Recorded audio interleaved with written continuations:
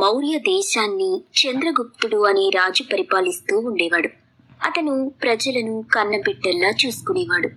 అన్ని చోట్ల గూఢాచారులను నియమించి ప్రజల కష్టాలు తెలుసుకుంటూ వాటిని ఎప్పటికప్పుడు తీరుస్తూ ఉండేవాడు.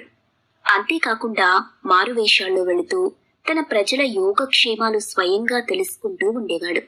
అందువల్ల ప్రజలంతా ఆయనను దేవుడిలా కొలిచేవారు. ఒకరోజు రాత్రి చంద్రగుప్తుడు తన మంత్రితో కలిసి మారువేషాలు వేసుకుని ఒక అగ్రహారంలో తిరగసాగాడు. ఒక ఇంటి దగ్గరికి వచ్చేసరికి వాళ్లకు లోపల నుండి ఒక స్త్రీ ఏడుస్తూ ఉండటం, ఆమెను ఒక పురుషుడు ఓదారుస్తూ ఉండటం వినిపించింది. అప్పుడు వాళ్ళు ఇంటి కిటికీ పక్కన నిలబడి లోపల జరుగుతున్న సంభాషణ వినసాగారు. ఇంటి లోపల వృద్ధ దంపతులున్నారు. వారికి పిల్లలు లేరు. భర్త మర్నాడు ఒంటరిగా కాశీ వెళ్దామని నిర్ణయించుకున్నాడు. ఆయన తిరిగి వచ్చేదాకా ఒంటరిగా ఎలా గడపాలి అని ముసలామె బాధపడుతోంది. నేను కాశీలో 6 మాసాలుండి అమావాస్య వచ్చేసరికి తిరిగి ఇక్కడికి వచ్చేస్తాను. ఈ 6 నెలలు నీకు కావలసినవన్నీ ఏర్పాటు చేశాను. అందువల్ల నువ్వు విచారించిన అవసరం లేదు అని నచ్చజెప్తున్నాడు భర్త. నేను ఏదో తక్కువ అవుతుందని బాధపడటం లేదు. ఎవరూ తోడు లేకుండా 6 నెలలు గడపాలంటే ఎంత కష్టమో నీకు తెలీదా?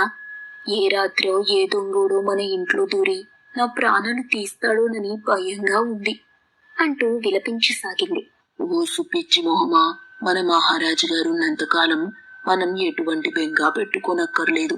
ఇప్పటిదాకా మనం ఎక్కడన్నా దొంగలు పడి దోచుకుపోయినట్టుగా ఎప్పుడన్నా విన్నామా?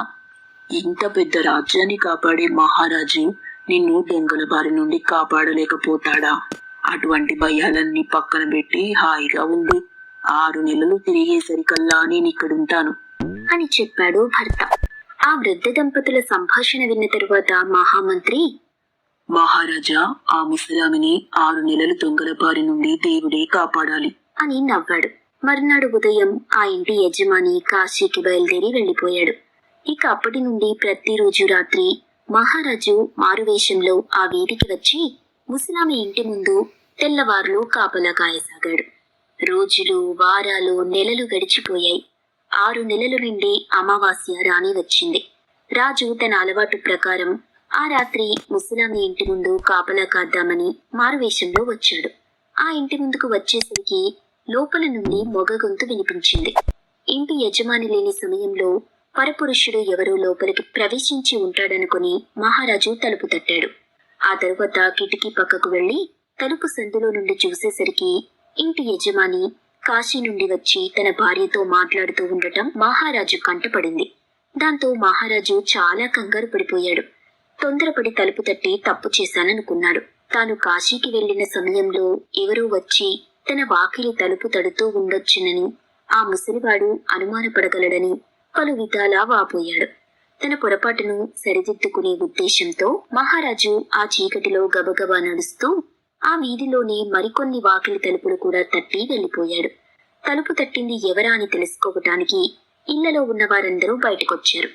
అందరూ కూడబలుక్కుని, ఎవడో దొంగ మన వీధిలోకి వచ్చుంటాడు. ఇప్పటిదాకా ఇలాంటి సంఘటన మన నగరంలో ఎప్పుడూ జరగలేదు. అందుచేత రాజుగారికి ఈ విషయమై ఫిర్యాదు చేయాలి అని నిర్ణయించుకున్నారు. మరునాడు ఉదయం వారందరూ కలిసి రాజుగారి సభకు వెళ్లి, మహారాజా, ఇంతకాలం మీ పాలనలో ఎటువంటి భయాలు లేకుండా సుఖంగా జీవిస్తున్నాము. అయితే నిన్న రాత్రి మా వీధిలో ఒక సంఘటన జరిగింది. అది మాకు ఆందోళన కలిగించింది. ఎవరో దొంగ నిన్న రాత్రి మా వీధికి వచ్చి మా ఇంటి తలుపులు తట్టి పారిపోయాడు. మీరు ఎలాగైనా సరే వాడిని పట్టుకుని శిక్షించాలి అని విన్నవించుకున్నారు.